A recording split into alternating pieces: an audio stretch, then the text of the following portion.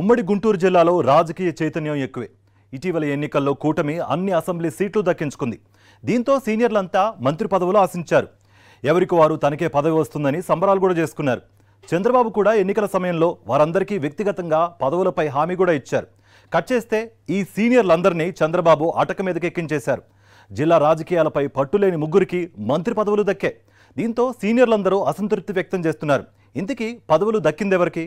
ఆ అసంతృప్త నేతలెవరు? Watch it. ఏపీ రాజకీయాల్లో ఉమ్మడి గుంటూరు జిల్లా నేతలు అన్ని పార్టీల్లోనూ కీలక పాత్ర పోషిస్తూ ఉంటారు.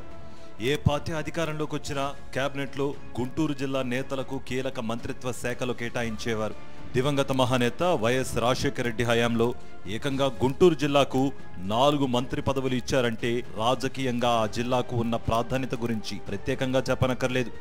కూటమి అధికారంలోకి వస్తే సీనియర్లందరూ ఖచ్చితంగా మంత్రి పదవులు దక్కుతాయని ఆశలు పెట్టుకున్నారు. టీడీపీ నుంచి గెలిచిన సీనియర్ నేతలు కన్నా లక్ష్మీనారాయణ, ప్రత్తిపాటి పుల్లారావు, నక్కా ఆనందబాబు, ధూళ్లిపాళ్ల నరేంద్ర, ఎరపతినేని శ్రీనివాసరావు, జీవి ఆంజనేయులు మంత్రి పదవులు ఆశించారు.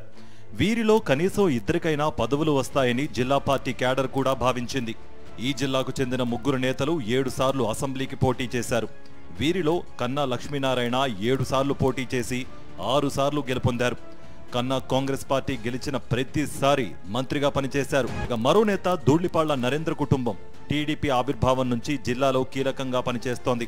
నరేంద్ర తండ్రి వీరయ్య చౌదరి పొన్నూరు నుంచి 2 సార్లు ఎమ్మెల్యేగా గెలిచారు. ఎన్టీఆర్ కేబినెట్లో రెవెన్యూ మంత్రిగా పనిచేశారు. వీరయ్య చౌదరి మరణం తర్వాత పొన్నూరు నుంచి నరేంద్ర వరుసగా 7 సార్లు పోటీ చేసి 6 సార్లు గెలుపొందారు. పల్నాడు జిల్లా గురజాల నుంచి ఎరపతినేని శ్రీనివాసరావు కూడా 7 సార్లు పోటీ చేసి 4 సార్లు గెలిచారు. నక్కా ఆనందబాబు వేమూరు నుంచి 4 సార్లు పోటీ చేసి 3 సార్లు గెలుపొందారు. మరో నేత జీవి ఆంజనేయులు కూడా వినుకొండ నుంచి 4 సార్లు పోటీ చేసి 3 సార్లు గెలుపొందారు. వీళ్లంతా ఖచ్చితంగా చంద్రబాబు కేబినెట్లో తమకు చోటు దక్కుతుందని ఆశించారు. కానీ చంద్రబాబు సీనియర్లను పూర్తిగా పక్కన పెట్టేశారు. జూనియర్లకు అయినా ఇచ్చారా అంటే అదీ జరగలేదు. తాను అనుకున్న వారికి, తనకు ప్రయోజనం చేకూర్చిన వారికి మాత్రమే మంత్రి పదవులు కట్టబెట్టారు. మంగళగిరి నుంచి 2వసారి పోటీ చేసి తొలిసారి గెలిచిన తన కొడుకు లోకేష్కు మంత్రి పదవి కేటాయించారు. పొత్తులో భాగంగా తెనాల నుంచి జనసేన తరపున పోటీ చేసి గెలిచిన నాదెండ్ల మనోహర్కు మంత్రి పదవి ఇచ్చారు. రేపల్లె నుంచి గెలిచిన అనగాని సత్యప్రసాద్కు కూడా మంత్రి పదవి ఇచ్చారు. ఈ ముగ్గురిలో జిల్లా రాజకీయాల్లో ఎవరికీ కీలక భాగస్వామ్యం లేదు. ఎవరికీ జిల్లా వ్యాప్తంగా అనుచర వర్గం కూడా లేదు.